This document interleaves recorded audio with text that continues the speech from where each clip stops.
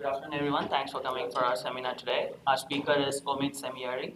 He got his bachelor's and master's from University of Tehran in 2010 and 2012 respectively. And since fall 2014, he has been a PhD student with Dr. Walid Saad at Virginia Tech. In summer 2014, he was awarded a DART scholarship for an internship with Bell Labs in Stuttgart, Germany. He also served as a TPC member for several conferences like ICC and GlobeCom. His research interests include matching theory, small cell networks, resource allocation, and cognitive videos. And today he'll be talking about some matching theory is applied to small cell networks. Hopefully you all remember something from last week's presentation as well. All right. Okay, thanks, Siraj. Before I start, I would like to thank everyone for coming to this seminar. Today we discuss on application of context information that we can extract from online social networks, and we see how we can employ this information to improve wireless resource allocation. First, I go through a quick introduction. Then when we review the system model, we discuss how we can learn the context information from online social networks, and then we formulate the resource allocation problem and as a matching game. Then to solve the game, we propose an algorithm, and I will present the simulation and the future works. So before we go into the details, let's take a look at the data that Cisco has released in February of this year. These results is very interesting. During the last year, the total traffic demand of wireless networks has grew 69%. And also only 29% of the total devices are smart devices, smart handhelds, like tablets or smartphones. And it's predicted that by the next 5 years, we have more than 50% of the total devices will be smart. And so if you see the upper figure, we see that during the next 5 years, the data demand will increase 10 times. And most of these data demands are due to the emerging applications such as social networking, video and audio streaming. So these new services impose new challenges to the wireless networks, and in some sense we need to revisit the design paradigms that we have used so far. There are three key techniques that have been proposed for the future of wireless networks. One is the concept of small cells and heterogeneous networks, and the idea is to reducing the cell size and bringing the transmitter closer to the receivers, such that we can increase the coverage and we can enhance the throughput and spectral efficiency per area. The other techniques are massive MIMO, dynamic spectrum access combined with device-to-device communication, cooperative relaying, content caching, millimeter wave communication. Some of these techniques are already deployed in current standards. In this work, we focus on a small cell network. To successfully deploy a small cell networks, there are some key challenges. One is that our solutions for macrocellular network is completely different here because of the heterogeneity and the nature of the network. We have different cells that have different cell sizes, different transmit powers, and so the interference management and resource allocation might be challenging. Also, due to the dense deployment of a small cell, we cannot provide wire backhaul for every base station. So typically, the wireless backhaul solution is considered, and the capacity might be a bottleneck for the overall network performance. And also, we need some flexible solutions that can be scalable with growing scale of the network. So beyond these techniques that are interesting, we are interested also to see if we can use the potential of the new devices that we are using. Since the smart devices are imposing new traffic to the network, we want to see is there any capabilities that we can also employ and improve the performance? So our smart devices usually have decent storage capacity, they have high processing power, they can give us useful information about different uh, aspects of the network. For instance, they can provide the state of the battery, the trajectory of the users that can be used for a smart handovers in small cell networks, or they can predict the data request patterns of the users. So in general, we want to see, since we have smart devices, can we also deploy these information to get smart networks?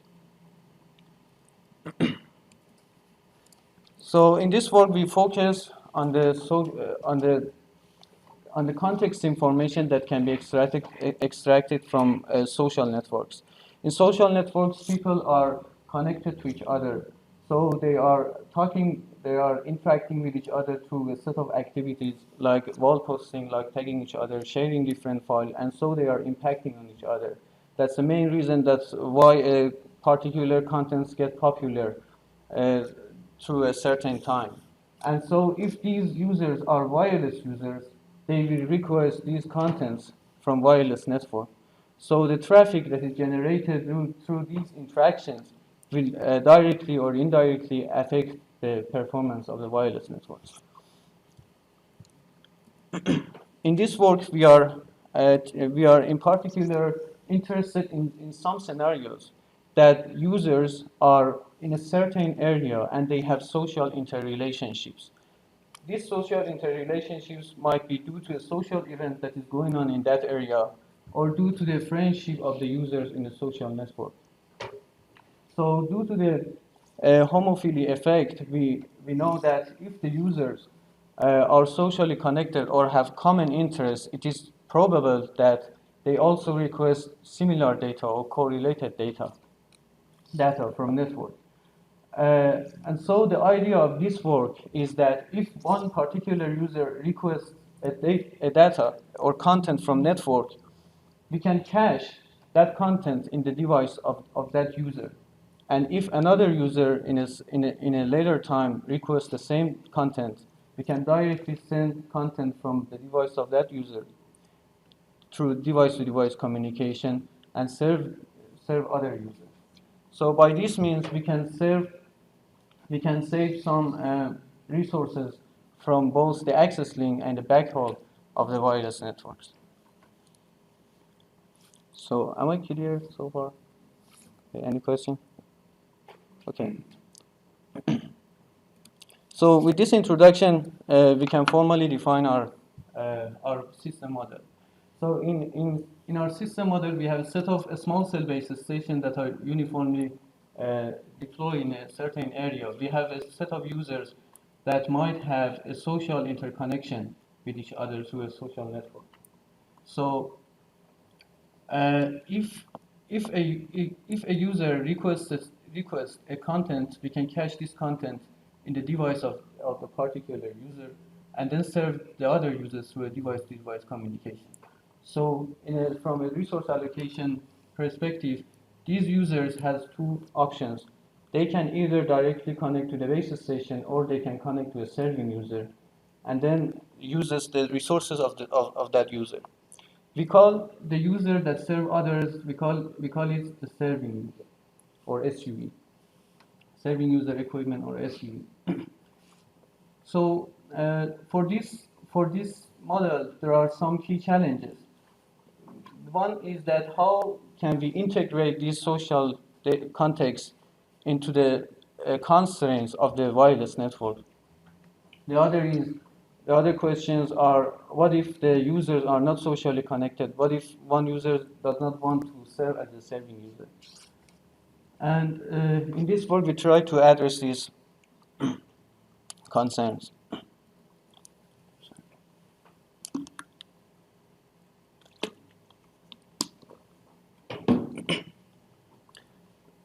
So, so we partition the available bandwidth into three partitions. The first partition is a set of resource blocks that are dedicated to the transmission of small cell base stations to the users. The second partition represents the set of resource blocks that are dedicated to the links from a small cell base stations to the serving users that are chosen by the network. And we discuss in detail how we choose these serving users. And the third partition are dedicated for the device-to-device links. So we can easily see that we have interference from different cellular links, but cellular links will not interfere with device D2D links, and vice versa. So we can find the achievable rate based on these SINRs that can be calculated for each partition.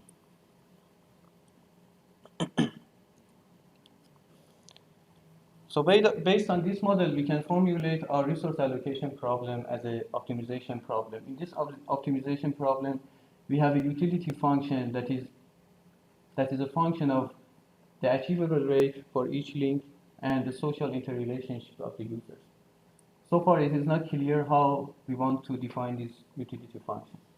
But the constraints are each user will be allocated to at most one resource block, and each resource block will be allocated to at most one user.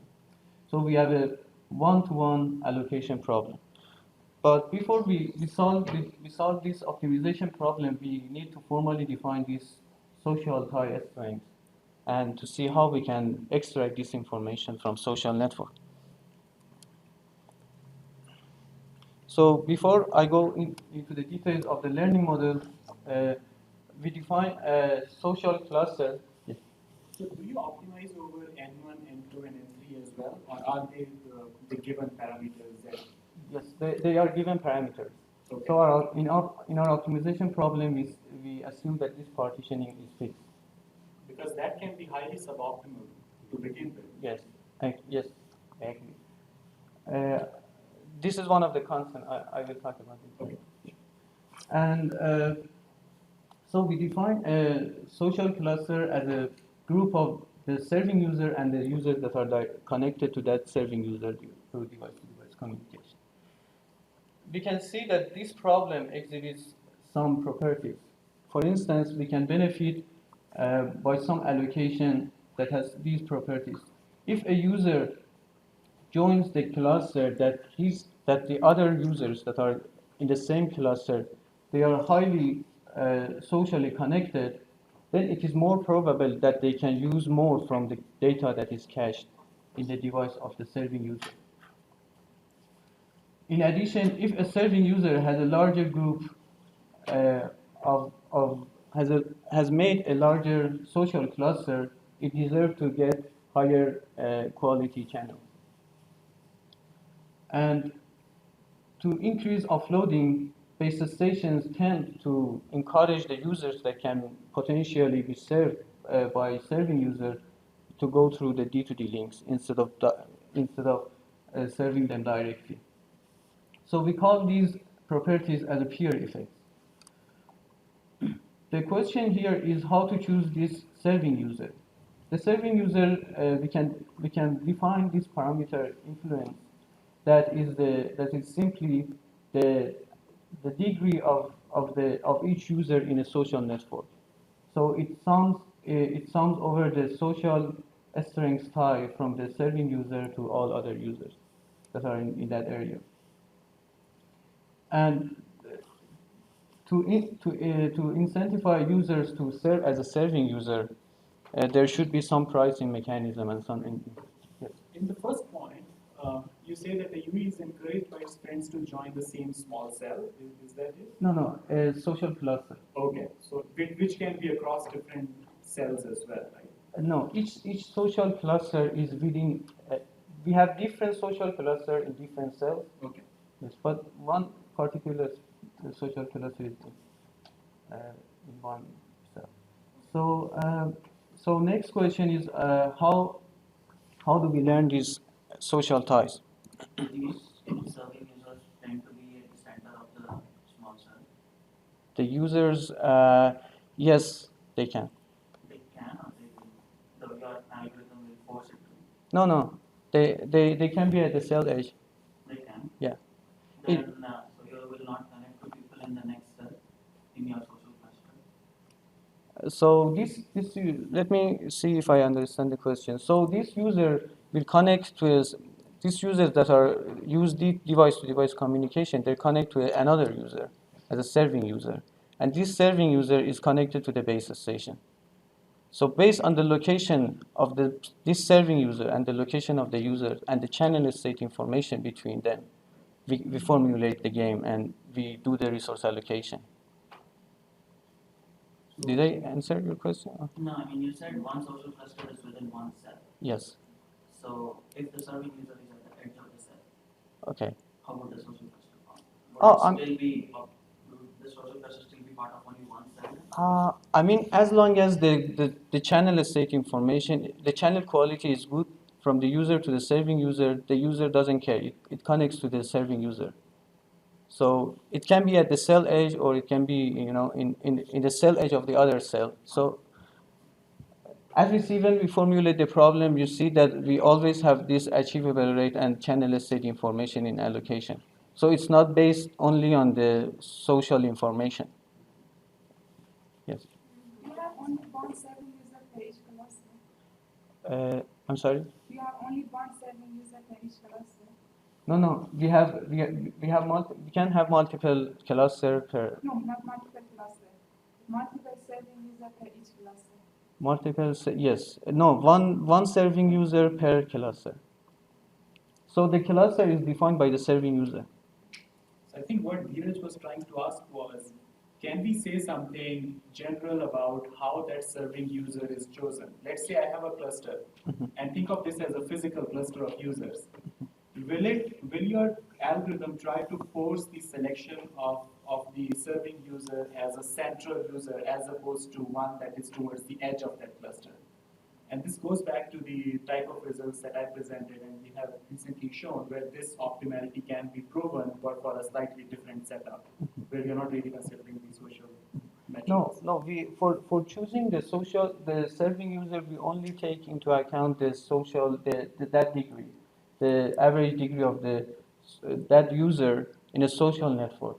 So we don't take into account the location of that user to be in the center of the So cluster. you kind of weigh the social influence as well as the channel information, or is the selection just based on the social influence? The selection is only based on the social influence. So It's a virtual cluster. It's a virtual cluster based information, not the physical like the location. So you can have a serving user that no user is connected to it. This can be a case. Question. How do you define friends within this network? Okay. Friends relationship. Does that mean that they have some credits? Okay. I think I can address this question here with this model. Okay. Just remind me if you still have questions. So we can use this graphical model that is proposed by this paper. It's not this slide is not a contribution of our work. So in this graphical model, we have some inputs that are gathered from the social network, and our output is the social tie-strength between user I and j.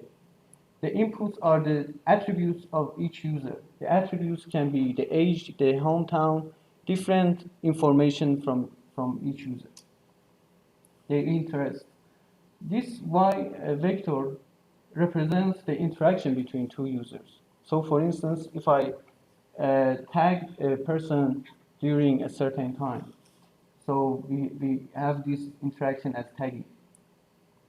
And this E vector represents the frequency of that interaction. Is that like I do this regularly for everyone or only for that person? So based on this model, we give this input information and extract this social tie strength.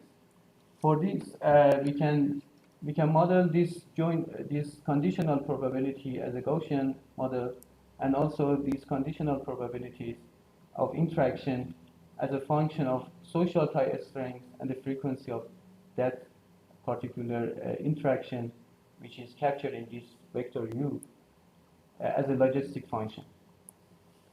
So, so for this model, we try to maximize the joint distribution of z parameters with other parameters of the model, like this weighting, weighting constants of the model.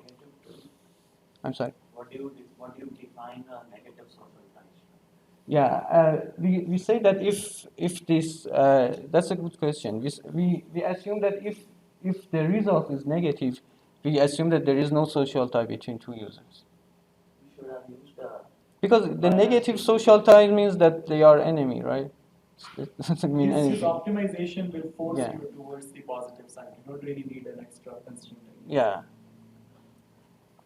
Okay.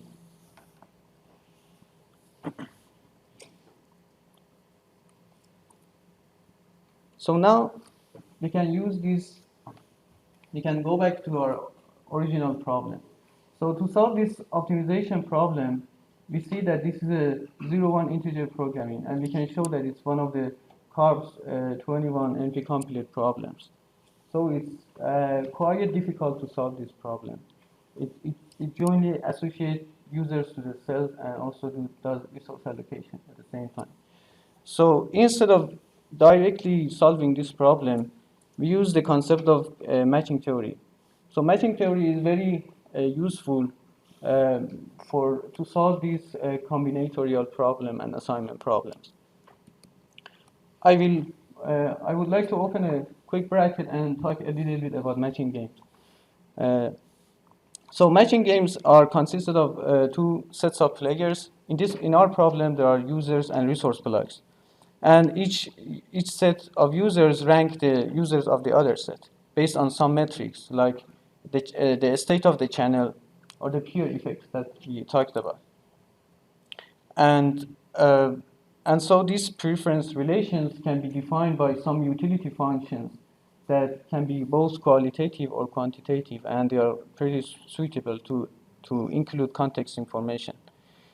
Our interesting solution is a stable solution, which means that after the matching is done, no pair of users can make a new assignment out of the results that we predicted. So for conventional matching games that has no peer effect, the well-known algorithm deferred acceptance by Gale and Shapley that won the Nobel Prize in 2012 can always lead us to a stable solution. So for example, we have two sets of players, two universities, Virginia Tech, Princeton, and two students.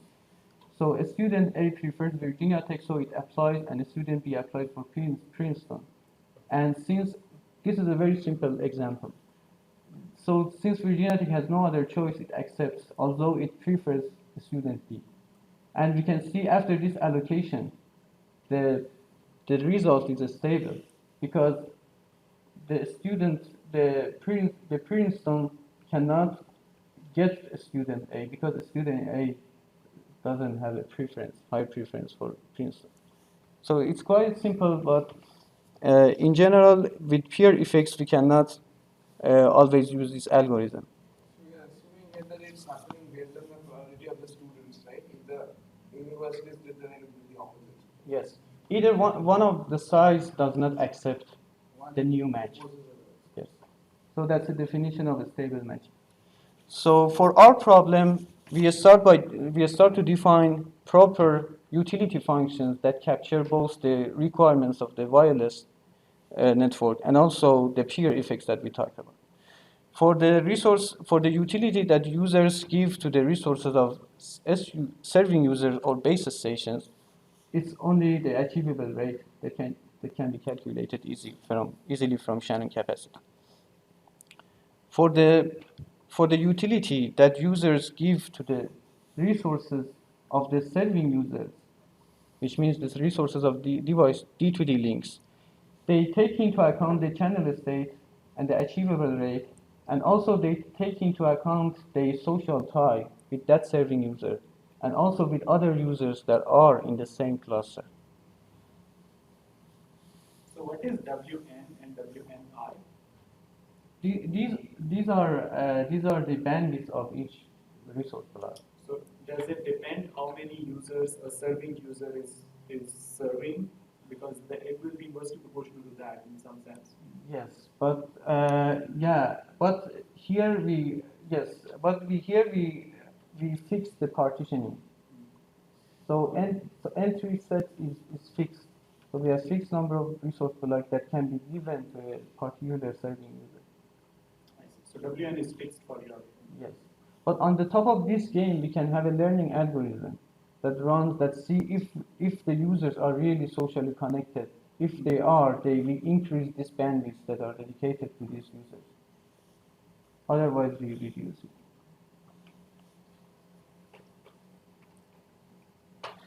So in the other side, the utility that resource blocks that are controlled, of course, by base station or serving user, they they they also we can define.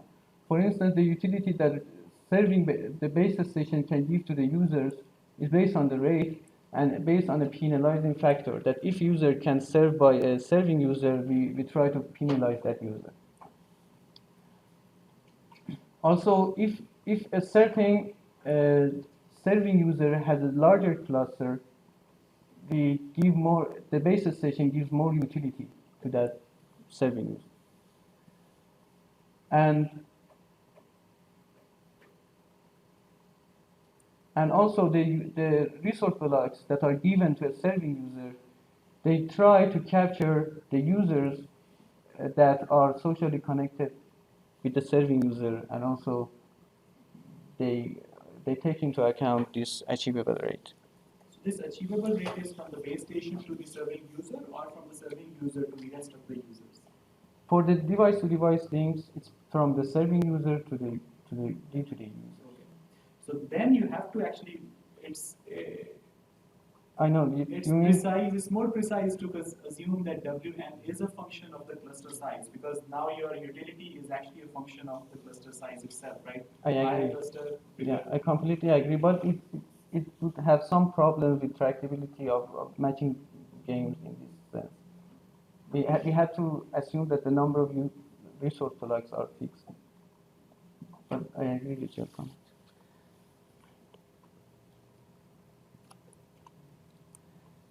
So now, since we have formulated our problem as a matching game, we can propose an algorithm.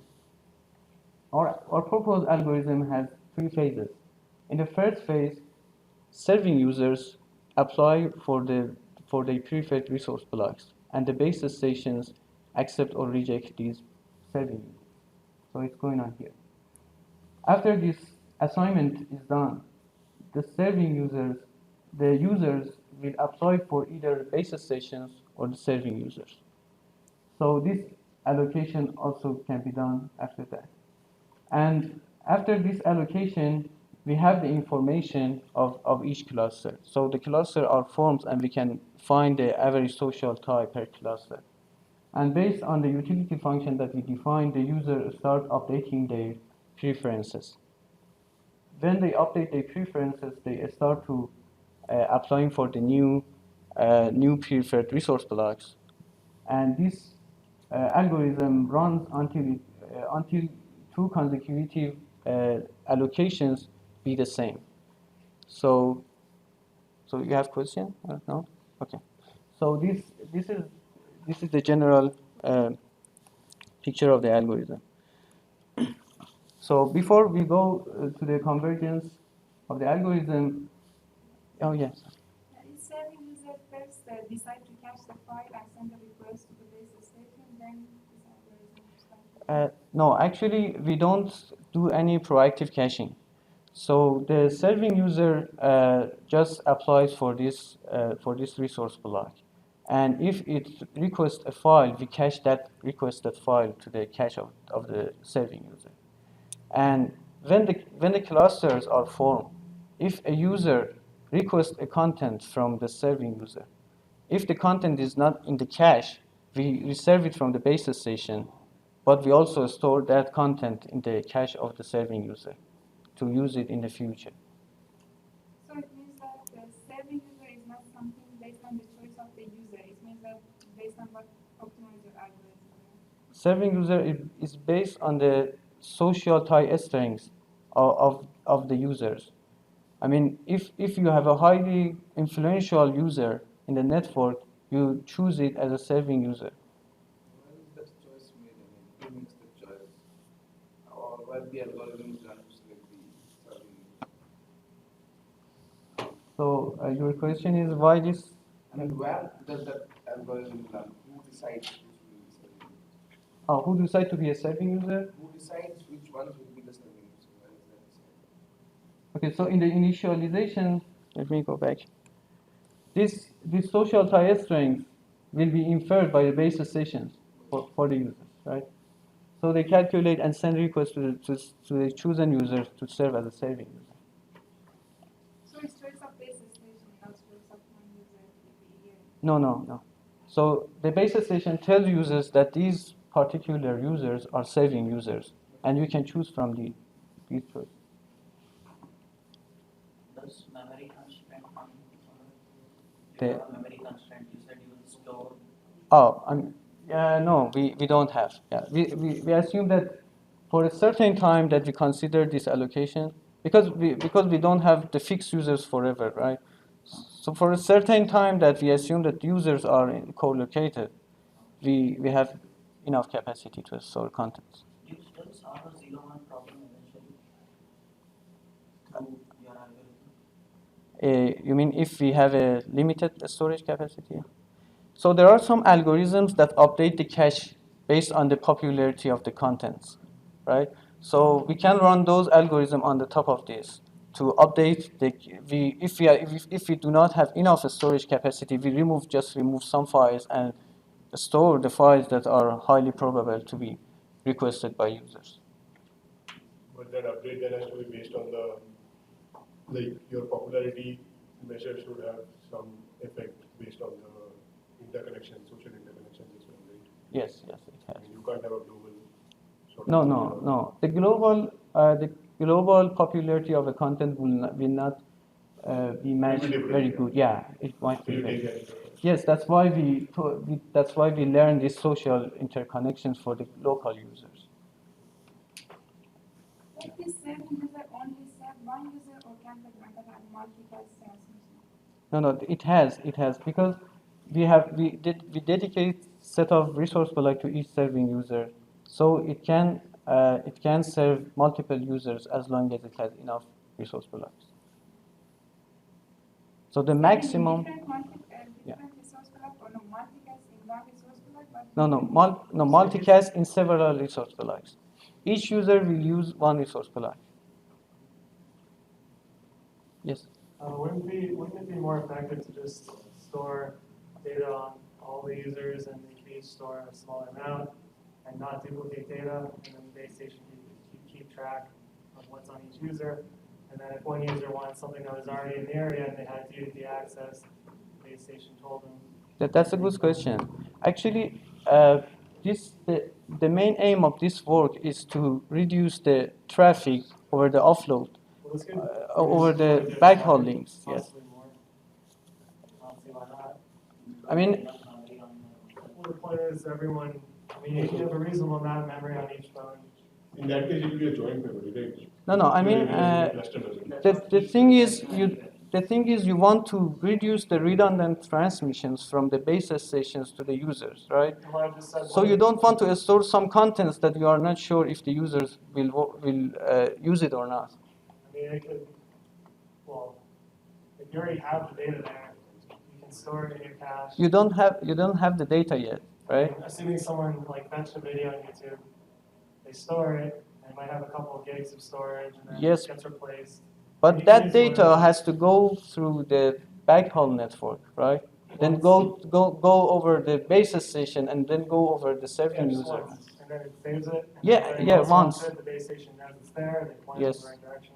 Yes, that's related to content distribution networks, and I don't think that it can be applied for the wireless network and specifically small cell networks, because the resources here are very valuable. We don't want to, this whole optimization problem is to reduce the redundant transmissions, right? So we don't want to store some content and transmit some content that we are not sure we're going What to use it happens on. if a non-serving user gets a video and then the serving user wants that video? I'm sorry, can you? A non-serving user fetches a video Yes. on YouTube, and then the serving user wants that same video. Yes, that's also captured in this work. If a non-serving user requests a data through a device-to-device link, right? The serving user catches that data from base station, so it can, as long as it has enough capacity. Yes, because you already downloaded from backhaul network, so you can store that. So That whatever content. everyone, so the serving user pretty much caches everything everyone wants. Yes, You exactly. gotta get a little. Model is I completely guess it's because it's wireless, so everybody gets all the data kind of. You're making use of that in a way. So the serving user is acting like the cache of the cluster. Wouldn't it be ineffective because you have to I mean, have the the base station station? of the data. No memory constraint. I'm just lost. You're accessing the wireless link twice. The serving user has to get it and then do a TCP transmission. So how is that more effective than just? You mean this how this is more effective than caching all the data in all? Not all data, but I'm saying if a non-serving user wants data, the serving user has to get it Yes. and then send it to that user. Yes. So it's kind of like accessing the spectrum twice.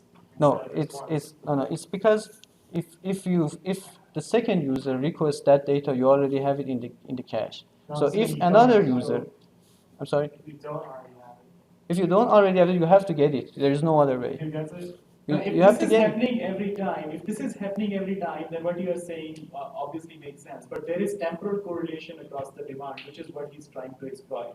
So you get the data once, and then maybe you can reuse it 10 times. All right, so the first time is what takes twice the resources Exactly. potentially. Right, but So it's if all it is about- happening every time, which means the demand is unique every time, then what you are saying obviously makes sense. There is no point to cache the data. Okay.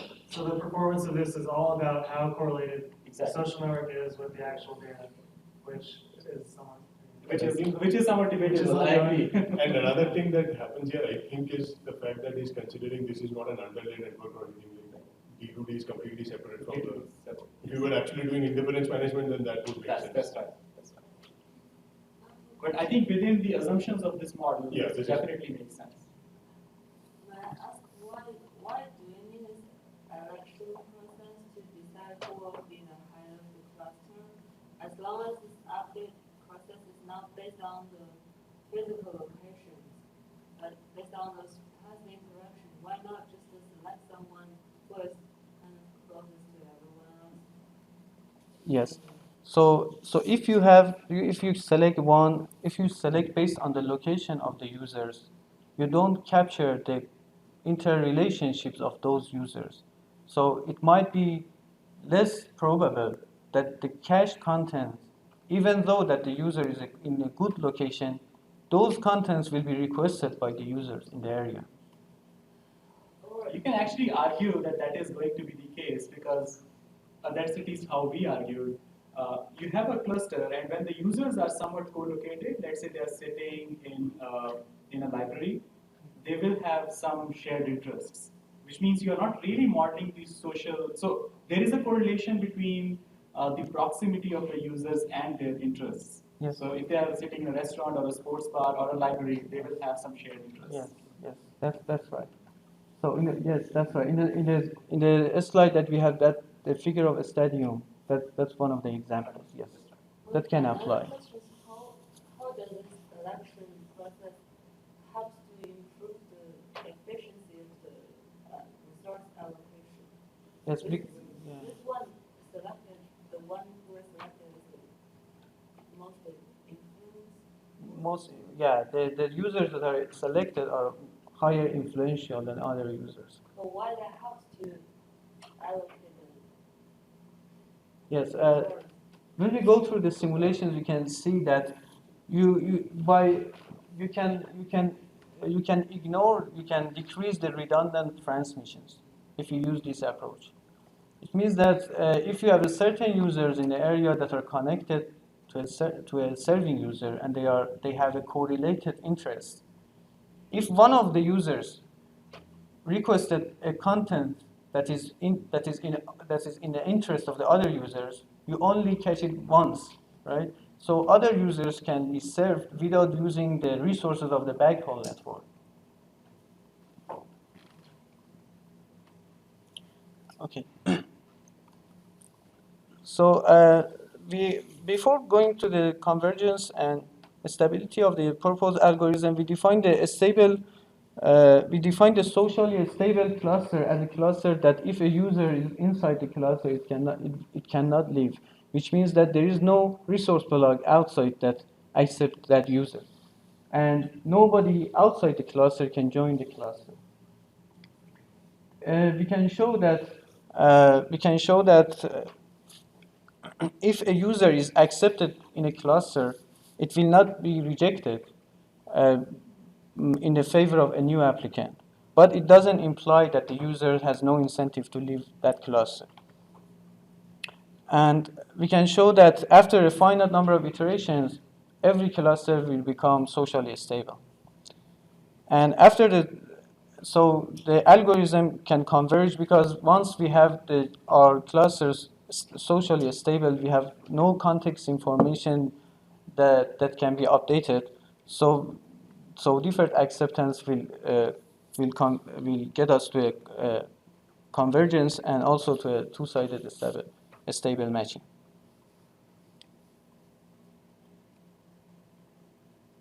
So for the complexity analysis of this algorithm, it's quite difficult to exactly find a lower bound or upper bound for the complexity of the proposed algorithm due to the peer effects that we have. But for the context unaware approach that is based on matching theory, but uses no context information, we can find upper bound. The worst case happens when all the users has the same preference for the resources. So all of the users at each time apply for the same resource pool. So at each iteration, you only have one user matched.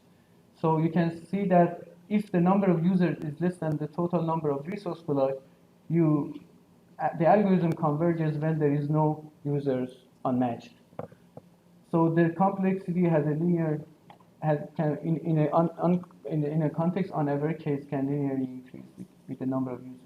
And here, if the number of resource plugs is less than the number of users, the complexity is based on the number of resource plugs. And you can find easily the signaling overhead, the number of proposals and signaling that users send to the base station and serving users for each scenario.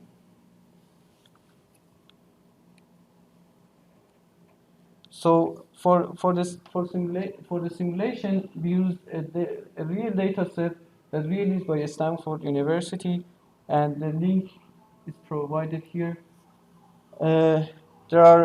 They have done a survey through a set of users, Facebook users, and they collected 224 anonymized attributes for each user.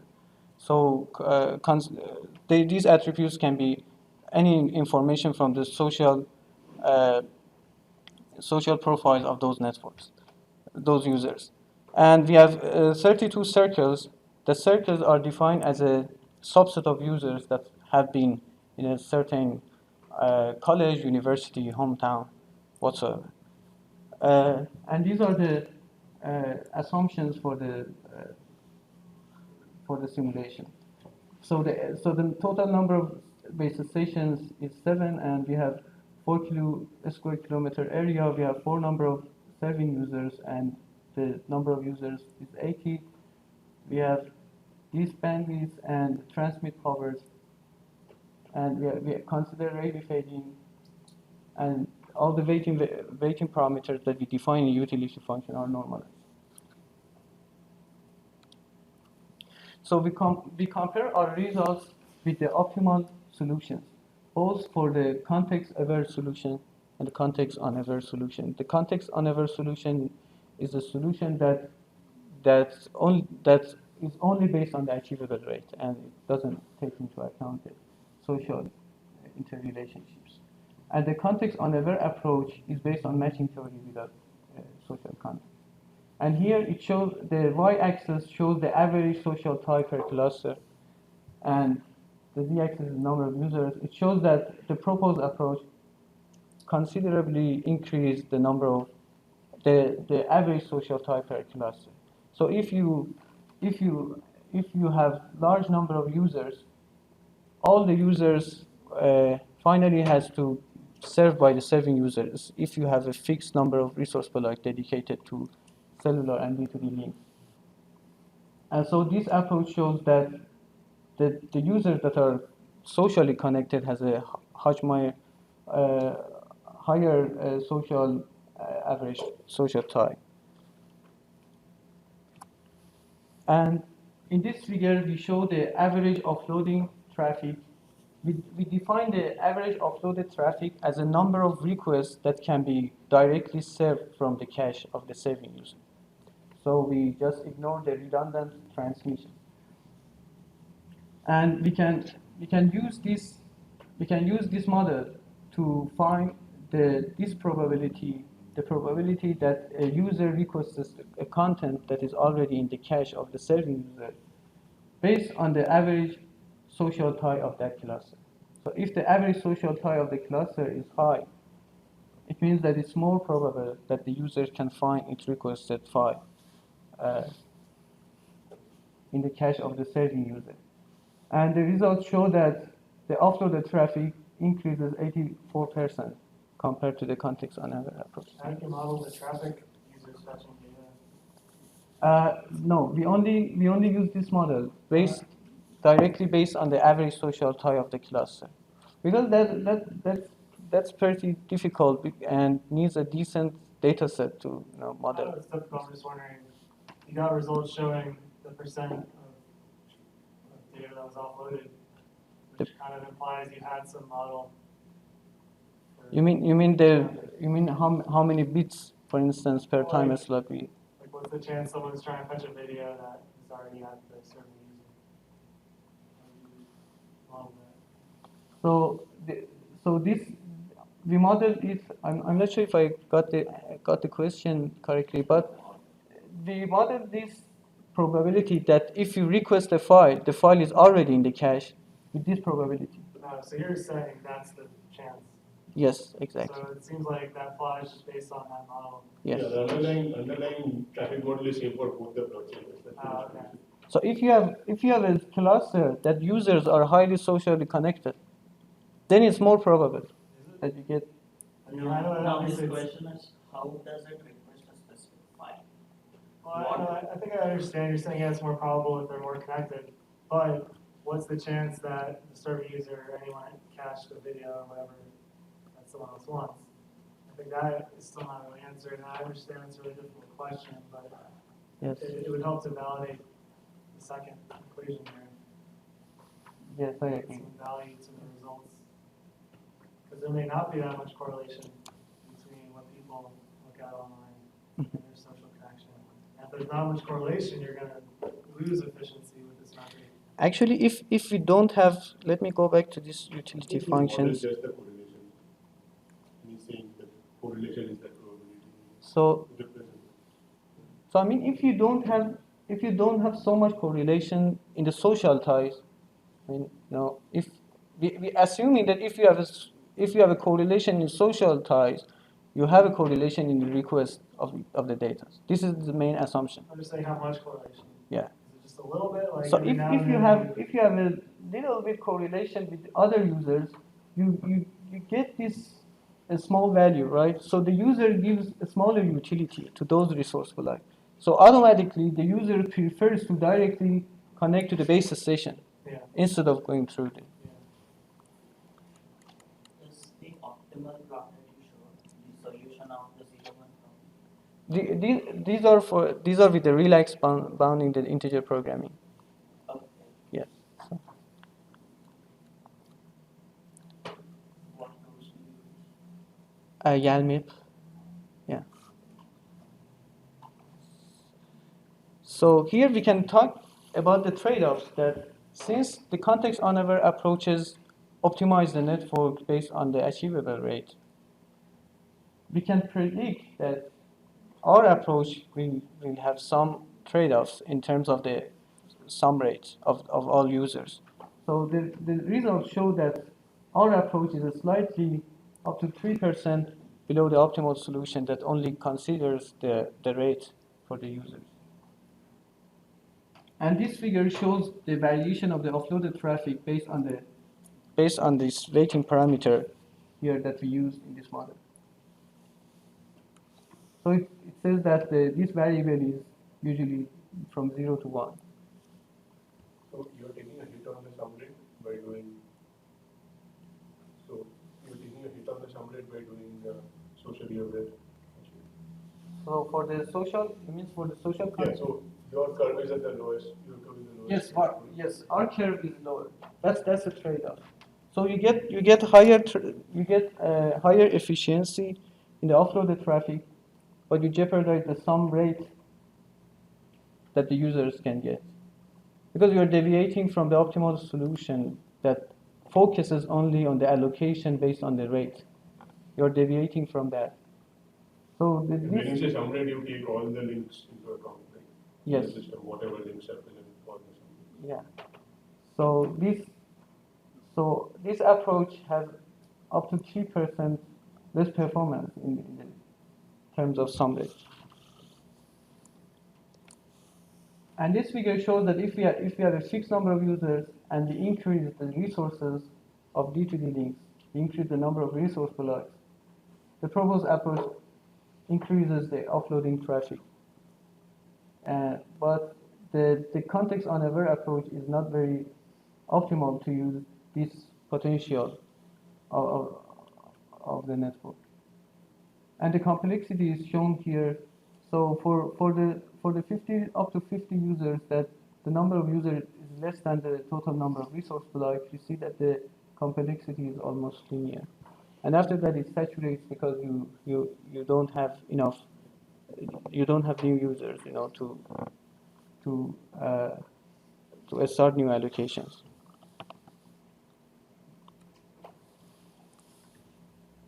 So based on this, we can conclude this talk. So we propose a context-aware approach for resource allocation that exploits social context information. We showed that the algorithm converges to a two-sided stable matching, and we show that exploiting context information can significantly help to increase the offloaded traffic from the either backhaul of the small cells or the access link, and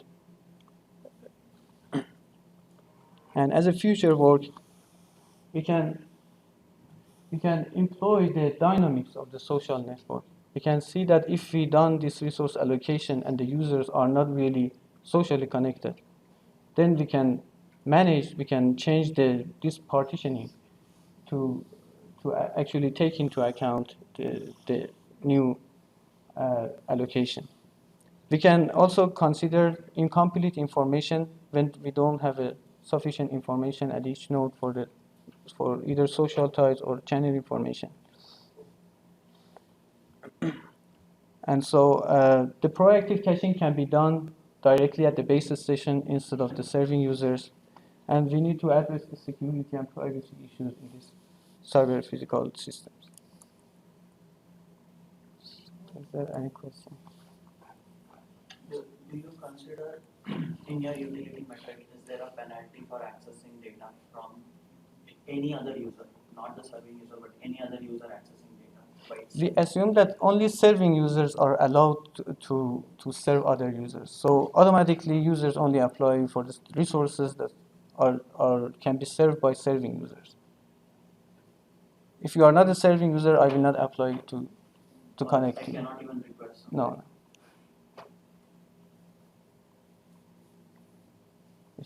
I guess my questions are again related to your model. So, what is the incentive for a user to become a serving user? Like you said, there must be some incentive, right? It was not really clear. Yes, there should be some some monetary incentive for the user. For instance, if you serve as a serving user for some other user. Okay, you are thinking of Yeah. the pricing Yes, perspective, like not any gain yes. for the user. No. Yeah. And one other question I had was you are selecting the serving user just based on the social connectivity, right? Yes. But if you also weigh in the physical layer factor, like what quality of channel it has. If you have a low quality, I'm as a base station pick you as a serving user and you are not in a good location and the other users cannot connect to you, then those users have some utilities, right, based on the channel information and they will not apply to you, right? So you take that into account? Yes. So So you select- so based on the utility functions, let me go back to. So here you see that we have this term, right? This term shows the achievable rate for the link between the user and serving user. Yeah. And also this accounts for the social tie. So the alpha M is the weight for that? Is a weighting factor. Okay, Yes. yeah, okay.